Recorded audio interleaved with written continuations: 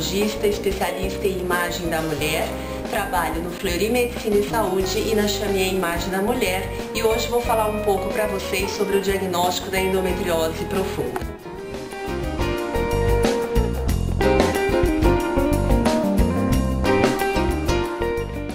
A endometriose representa a presença do tecido endometrial, que é o revestimento interno do útero, fora dos limites uterinos. É uma doença polimórfica, podendo ter várias formas de apresentação.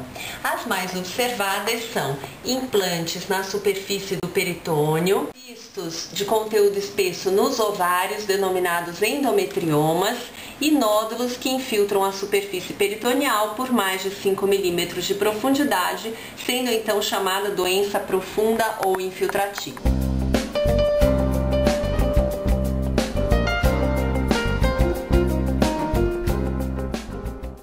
Para que você possa compreender um pouco melhor como aparece a endometriose profunda, nós vamos olhar um pouco a anatomia da pelve feminina normal. Para avaliação, nós dividimos a pelve em compartimento anterior e posterior. Na endometriose profunda, o peritônio, que é uma membrana que recobre todos os órgãos ginecológicos e a pelve feminina, é comprometido diretamente por essas lesões.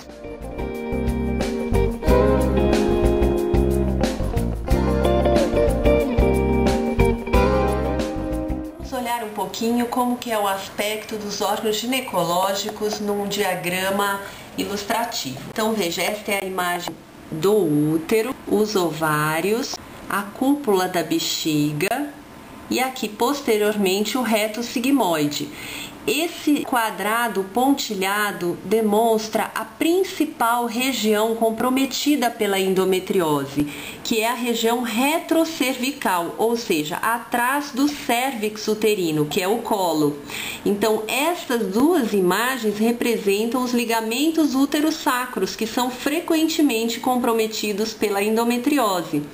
Mais inferiormente, a região retrocervical inferior e o fundo de saco posterior, o reto sigmoide e as regiões paracervicais ao lado do colo uterino.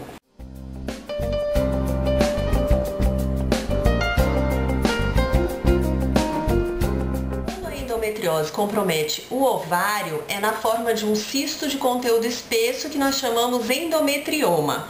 Quando ela compromete outras localizações, são lesões sólidas, que se traduzem por espessamentos ou nódulos peritoneais. Então eu irei mostrar para vocês agora um diagrama, lembrando daquela imagem da anatomia normal, de como que costumam aparecer e aonde aparecem essas lesões de endometriose. Vejam esse diagrama. Então todos esses pontos escurecidos mostram formações nodulares, possíveis focos de endometriose nas diversas localizações pélvicas, na bexiga, nos ligamentos redondos, na parede posterior do útero, na região do tórus uterino, que é o ponto entre as inserções dos ligamentos útero-sacros, nódulos nos ligamentos útero-sacros, na região retrocervical inferior e ao longo da parede anterior do reto sigmoide. Esta imagem lateral ilustra novamente os diversos pontos sujeitos à presença de endometriose profunda. No compartimento anterior, comprometendo a parede posterior da bexiga principalmente e a parede anterior do útero, e no compartimento posterior ao longo de toda a parede posterior do útero, região do fundo da vagina e parede anterior do reto sigmoide.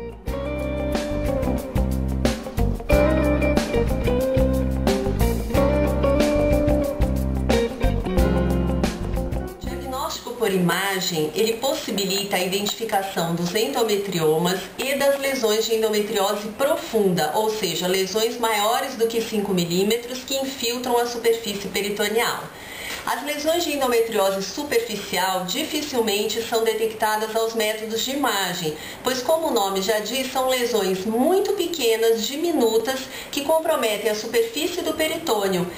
A melhor metodologia para o diagnóstico dessas lesões ainda é a laparoscopia.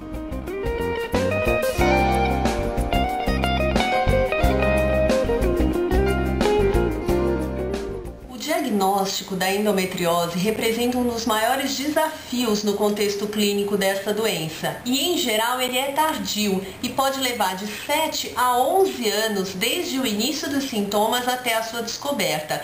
E por que é tão difícil diagnosticar endometriose? Porque quase a grande maioria dessas pacientes pode ser assintomática ou apresentar sintomas discretos ou inespecíficos.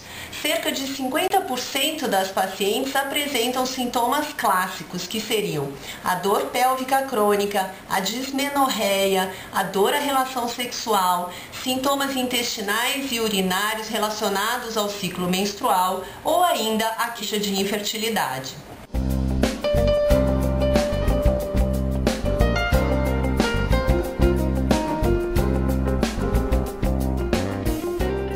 Dificuldades estão relacionadas, por exemplo, a um diagnóstico inicial incorreto, como por exemplo cistite ou síndrome do colo irritável, e também as dificuldades de detecção dessas lesões ao exame físico ginecológico. As lesões localizadas na região retrocervical, aquela região localizada atrás do colo do útero e junto da cúpula da vagina, podem ser acessíveis ao exame de toque ginecológico.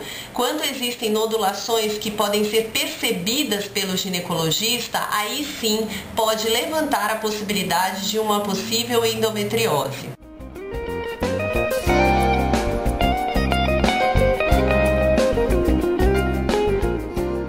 O diagnóstico das lesões em outras localizações, como por exemplo na cúpula da bexiga, na parede anterior do útero, ao longo do reto sigmoide, pode ser bastante difícil ao exame físico, já que essas regiões são muito inacessíveis ao exame ginecológico de rotina.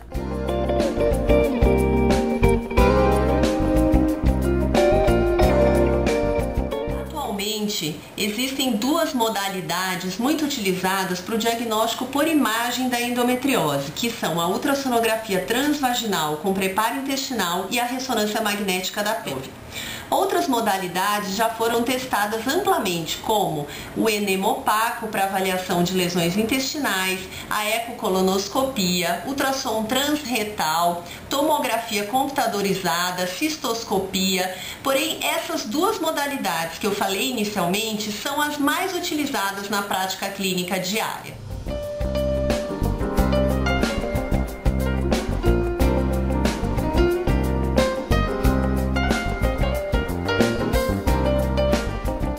É importante entender que a ultrassonografia transvaginal e a ressonância magnética não são métodos concorrentes, eles são métodos que se complementam.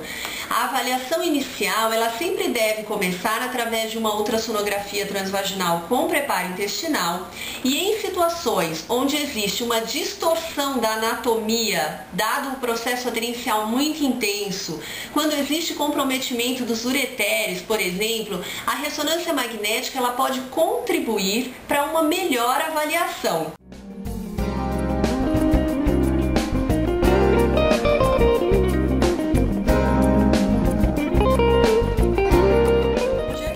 Por imagem é de extrema importância no contexto clínico da endometriose, não só porque permite identificar as lesões, que são o cisto de conteúdo espesso ovariano e os nódulos de endometriose profunda já citados, mas porque permite estadiar as lesões, ou seja, verificar as dimensões, estruturas comprometidas e o grau de infiltração dessas lesões nas estruturas comprometidas.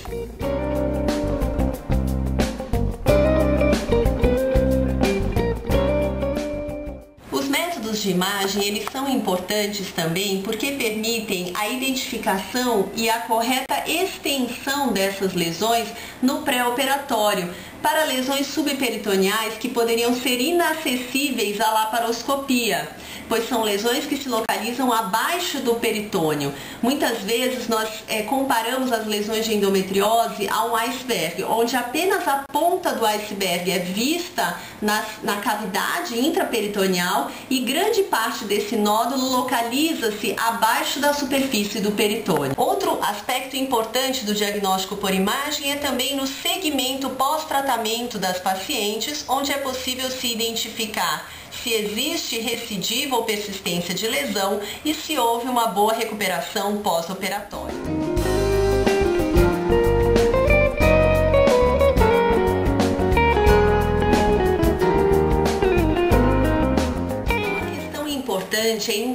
que as lesões de endometriose que comprometem o intestino grosso são lesões que começam de fora para dentro. Ou seja, se realizarmos uma colonoscopia convencional, muitas vezes essas lesões passam desapercebidas e o resultado do exame pode ser normal. Porque as lesões sendo de fora para dentro, elas penetram a espessura da parede do intestino grosso e elas só são percebidas no interior da luz intestinal quando elas atingem a mucosa, que é a camada mais interna. E as lesões de endometriose raramente chegam até a mucosa. Portanto, uma colonoscopia combinada com o método ultrassonográfico, que é a chamada ecocolonoscopia, esta sim permitiria a visualização da lesão que está infiltrando a parede do intestino, embora ela não atinja a camada mais interna.